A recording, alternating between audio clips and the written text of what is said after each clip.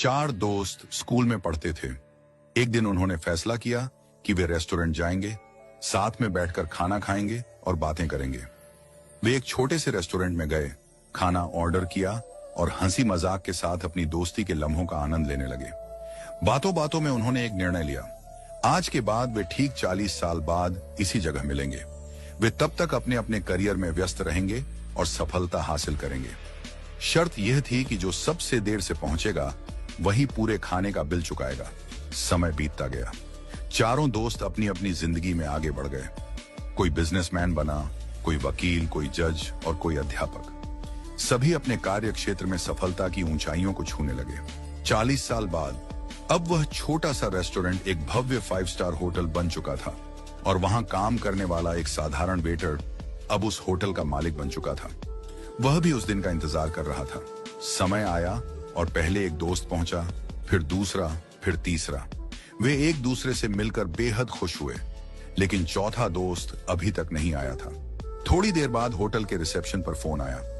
Hotel मालिक ने phone उठाया और कहा, आपके चौथे मित्र ने कहा है कि आप लोग खाना शुरू कर दीजिए, वह बस आने ही वाले हैं। तीनों ने सोचा कि शायद वह किसी काम में फंस गया होगा और सबसे देर से आने वाला वही होगा।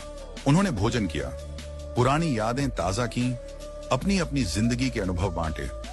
काफी देर बीत गई, लेकिन चौथा दोस्त नहीं आया।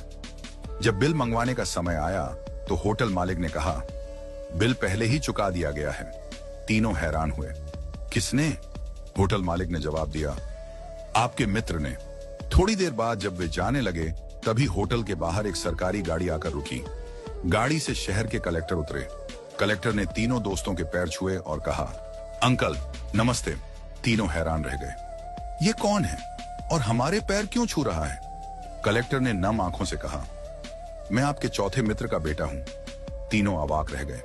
कलेक्टर ने बताया, मेरे पिता ने आप सबसे मिलने का सपना देखा था। वे बचपन से ही इस दिन का इंतजार कर रहे थे, लेकिन 2 महीने पहले कैंसर से उनका निधन हो गया। मरने से पहले उन्होंने मुझसे कहा था कि अगर मैं उस दिन जीवित न रहूं तो तुम मेरी जगह वहां जाना।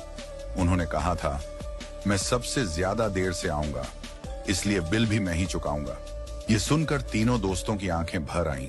तीनों दोस्तों को अपने मित्र की मृत्यु का गहरा दुख हुआ, लेकिन उससे भी ज्यादा दुख इस बात का था कि 40 साल तक वे एक दूसरे से नहीं मिले। क्यों इतनी जिद की कि 40 साल इंतजार करना पड़ा?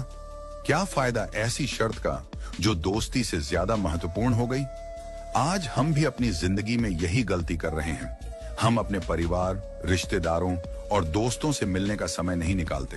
हम अपने माता